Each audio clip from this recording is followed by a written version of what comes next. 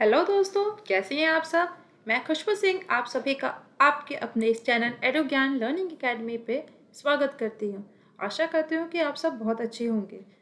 फिर भी आप कमेंट सेक्शन में ज़रूर बताइएगा कि आपका आज का दिन कैसा रहा। जैसा कि आप सब देख रहे हैं कि आज जो हम शुरुआत करने जा रहे हैं जिस सीरीज़ से हैं वो है मैप सीरीज़। मैप सीरीज़ में हम उन सभी टॉपिक्स को कवर करेंगे जो आपके इस 10th क्लास सीबीएसई बोर्ड में इम्पॉर्टेंट है। तो आज जो मैंने टॉपिक लिया है वो है चैप्टर 3 ज्योग्राफी का वाटर रिसोर्सेज, जिसमें मैंने जो टॉपिक लिया है वो है डैम्स।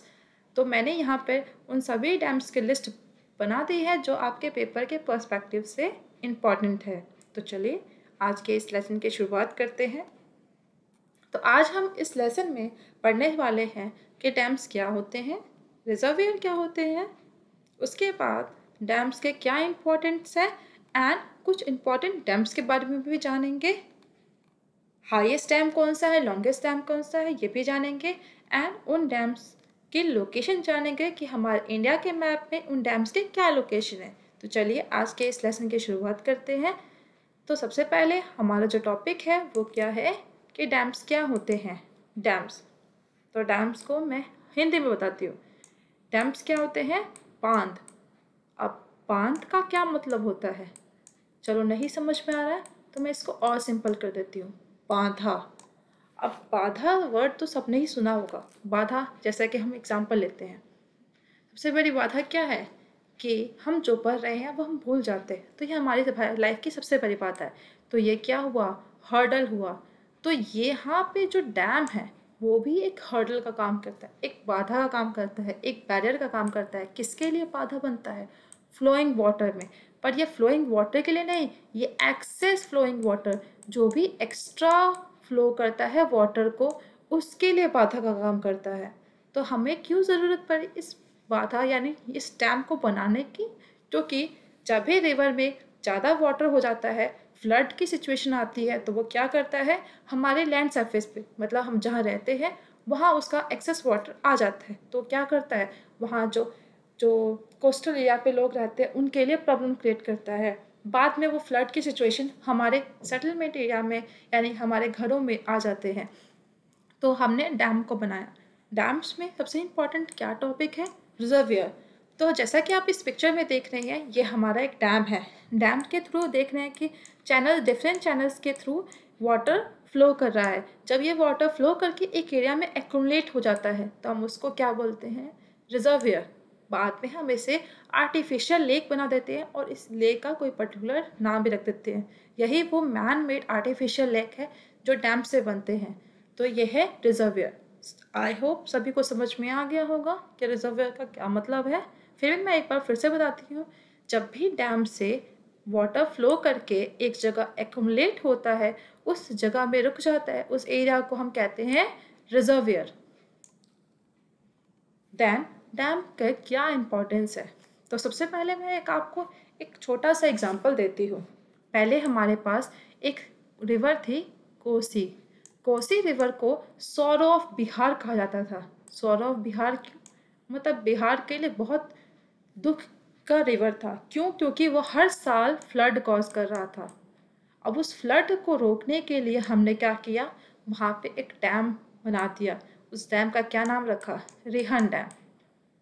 तो सबसे पहला जो हमारे डैम का बेनिफिट है वो ये है कि जो डैम है वो हमारे फ्लड वाटर को कंट्रोल करता है। सेकेंड, वो फ्लड वाटर जो है वो क्या होता है, बाद में एक जगह एक्यूमुलेट होता है तो फ्लड वाटर को कलेक्ट करने के भी काम आता है, स्टोर करने के लिए भी काम आ सकता है। हम इस वाटर के गिरने की इंटेंसिटी को देख सकते हैं। हम इस वाटर के से हम इलेक्ट्रिसिटी भी जनरेट कर सकते हैं। देन यहाँ पे हम बोटिंग कर सकते हैं, स्कीइंग कर सकते हैं। बहुत अच्छा टूरिज्म का स्पॉट बन जाता है। उसके अलावा क्या कर सकते हैं, हम यहाँ पे आर्टिफिशियल फिश ब्रीडिंग भी कर सकते हैं। और एक और बहुत इम्पॉर्टेंट रूल इसका ये है कि ये वाटर हमें इरिगेशन में भी हेल्प करता है। अब इरिगेशन में कैसे हेल्प करता है, तो मैं आपको एक बात बताती हूँ कि हमारे पास 2 टाइप ऑफ रिवर है। एक है हिमालयन रिवर और एक है पेनिसुलर रिवर। जो हिमालयन रिवर होता है वो थ्रू आउट द ईयर यहाँ पर पानी रहता है, पर जो पेनिनसुलर रिवर रहता है उसके पास सिर्फ 6 मंथ्स के लिए ही, या आप कह सकते हैं 4 to 5 मंथ के लिए ही वाटर रहता है रिवर में। तो ये जो पेनिनसुलर रिवर के रीजन होते हैं वहाँ पे ये डैम वाटर जो है बहुत इंपॉर्टेंट रोल प्ले करता है, जो कि जो लोग होते हैं एग्रीकल्चर के लिए वाटर कहाँ से यूज़ करते हैं, इन्हीं रिजर्वियर या आर्टिफिशियल लेक से ही यूज़ करते हैं। तो ये रहे डैम्स के बेनिफिट, और यहाँ पे डिटेल में आपको एक्सप्लेनेशन के साथ बताया गया कि डैम्स के क्या क्या इंपॉर्टेंस है वाटर स्टोरेज के लिए, इरिगेशन के लिए, इलेक्ट्रिसिटी जनरेशन के लिए भी, फ्लड के कंट्रोल के लिए भी, एंड रिक्रिएशन के लिए भी। अब उसके बाद हम शुरू करेंगे कि हाईएस्ट डैम, जो एग्ज़ाम में क्वेश्चंस आते हैं जनरली डैम से, वो ये होते हैं कि हाईएस्ट डैम कौन सा है, क्या लार्जेस्ट डैम कौन सा है, या फिर कौन से डैम पे कौन से रिवर है एंड किस स्टेट में सिचुएटेड है। तो चलिए हाईएस्ट डैम के बारे में यहाँ पे हमारी बात हो रही है हाइट के अकॉर्डिंग। तो हाइट के अकॉर्डिंग जो डैम सबसे ऊंचा है वो है तेहरी डैम। तेहरी डैम किस रिवर पे है, भागीरथी रिवर, एंड स्टेट कौन सा है, उत्तराखंड। इसके ट्रिक के बारे में बताऊंगी मैं आगे कि हम कैसे याद कर सकते हैं कि कौन सा डैम किस रिवर पे है, पर उससे पहले हम ये कवर कर लेते हैं लॉन्गेस्ट डैम।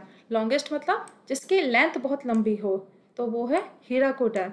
यहाँ पे हमने हाइट की बात की थी, यहाँ पे हम लेंथ की बात कर रहे हैं कि लॉन्गेस्ट कितना है, तो वो है महानदी रिवर पे, वो है उड़ीसा में।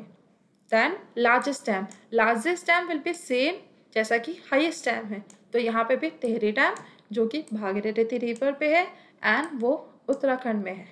तो चलिए मोस्ट इंपॉर्टेंट डैम्स को कवर करते हैं और उनको लर्निंग ट्रिक्स भी बताती हूँ मैं, कैसे याद कर सकते हैं, कैसे रिलेट कर सकते हैं। सबसे पहले शुरुआत करते हैं भाखड़ा नंगल डैम की। तो भाखड़ा नंगल डैम एक्चुअली में भाखड़ा नंगल डैम एक साथ नहीं है, भाखड़ा डैम अलग है एंड नंगल डैम अलग है। भाखड़ा डैम जो है वो बिलासपुर डिस्ट्रिक्ट में हिमाचल प्रदेश में सिचुएटेड है, एंड भाखड़ा नंगल डैम एक हाइड्रो इलेक्ट्रिसिटी डैम है जिससे हम इलेक्ट्रिसिटी भी प्रोड्यूस करते हैं। नंगल डैम जो है वो है पंजाब में। दोनों क्या है फिर, वो सिचुएटेड है हिमाचल प्रदेश एंड पंजाब के बाउंड्री पे, और कौन से रिवर पे है, सतलज रिवर।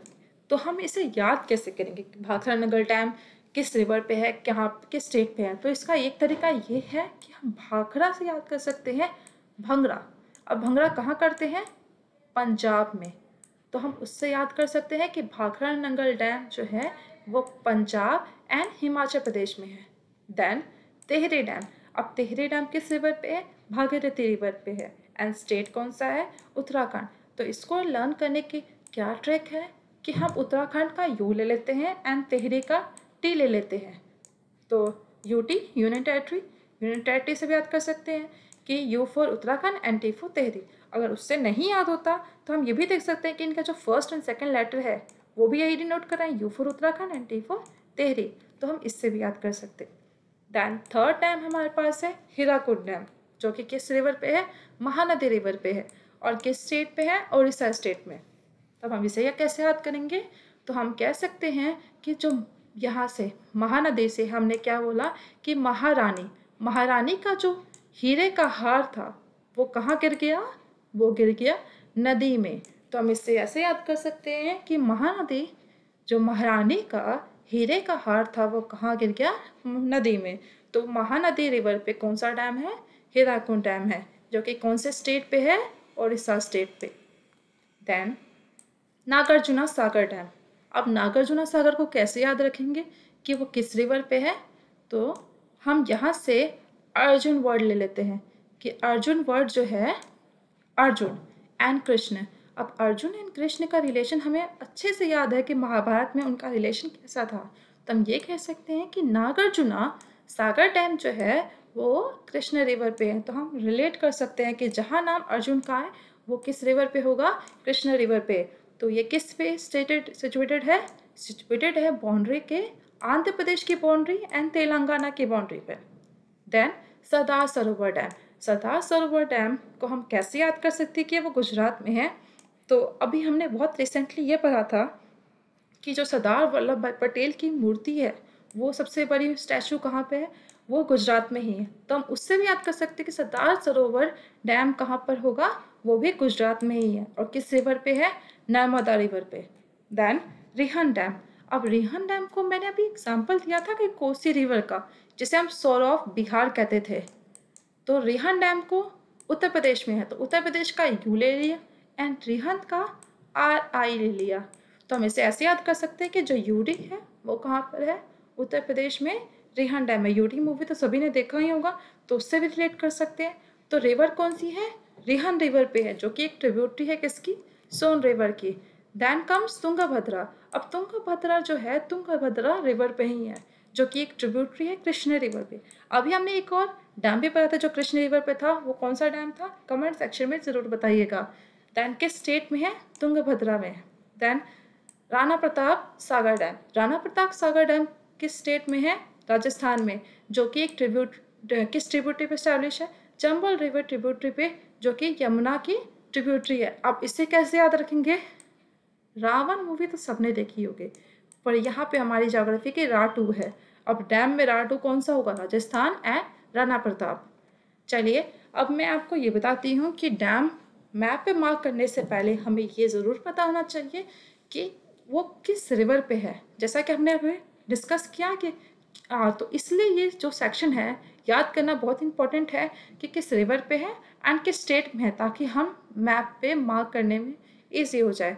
तो जो सलेल डैम है वो चिनाब रिवर पे है, तो चिनाब रिवर पे क्या हो गया, सलेल डैम हो गया। तो सलेल डैम जम्मू कश्मीर में है, ठीक है, एंड जम्मू कश्मीर में वो कहाँ पर है, चिनाब रिवर पे।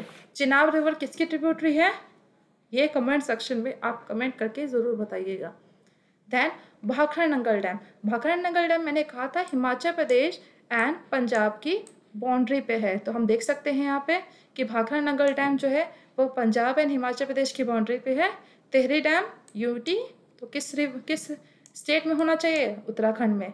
राणा प्रताप मतलब रा2, तो रा2 कहाँ पे होना चाहिए, राजस्थान में। Then Sardar Sarovar dam. Sardar Sarovar dam कहाँ पे था, गुजरात में। कौन सी रिवर पे था, नर्मदा।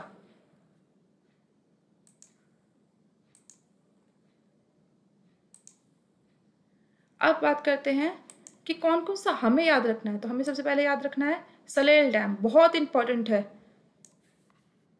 भाखड़ा नंगल डैम, तिहरी डैम, राणा प्रताप के, राणा प्रताप क्या है, R2। Sardar Sarovar dam Narmada river पे। हीराकुद डैम, महारानी का हार कहाँ गिरा था, नदी में, तो ये किस रिवर पे था, महानदी। तो हमारा हीराकुद डैम कहाँ हो गया, यहाँ। फिर रिहन डैम कहाँ पे था, बाउंड्री, ये है छत्तीसगढ़ की बाउंड्री एंड ये उत्तर प्रदेश की बाउंड्री। तो सोन रिवर यानी कि रिहन रिवर के ट्रिब्यूटरी पे क्या था हमारे पास, रिहन डैम, तो यहाँ पे क्या हो गया, रिहन डैम।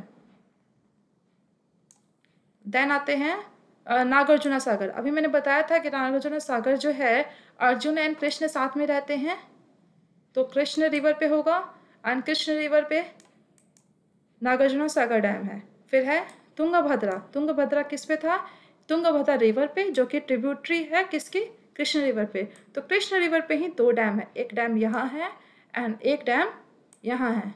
तो ये ट्रिब्यूटरी है कृष्ण रिवर की, तो 2 डैम्स हो गए। यहाँ नर्मदा रिवर पे सरदार सरोवर डैम हो गया, और राणा प्रताप डैम कहाँ गया, यहाँ पे चंबल रिवर की ट्रिब्यूटरी पे, तो ये यहाँ पे मार्क कर सकते हैं। देन हमारे पास कौन सा रिवर रह गया, पंजाब एंड इसके बाउंड्री पे सतलुज रिवर पे कौन सा था, भाखड़ा नंगल डैम। तो बहुत आसान है। तो आप प्रैक्टिस करने के लिए सबसे पहले एक रिवर का मैप लीजिए, उस पर मार्क कर लीजिए कि कौन सा डैम कहाँ पर है। फिर फाइनल प्रैक्टिस किस पे कीजिए, physical map, not political map, क्योंकि पॉलिटिकल मैप में बहुत आसान हो जाता है। फिजिकल मैप में एक बार और प्रैक्टिस कीजिए और ये बहुत आसान हो जाएगा आपके लिए लर्न करना। अगर फिर भी प्रॉब्लम है तो हम दोबारा रिविजन भी कर सकते हैं और आप इस क्लास के थ्रू दोबारा रिवाइज भी कर सकते हैं। Thank you so much. अगर आपको ये क्लास अच्छी लगी हो तो लाइक, सब्सक्राइब एंड शेयर कीजिए एंड बेल आइकन को प्रेस कीजिएगा ताकि हम आगे की लेसन्स को भी देख सकें कि कौन सा होने वाला है।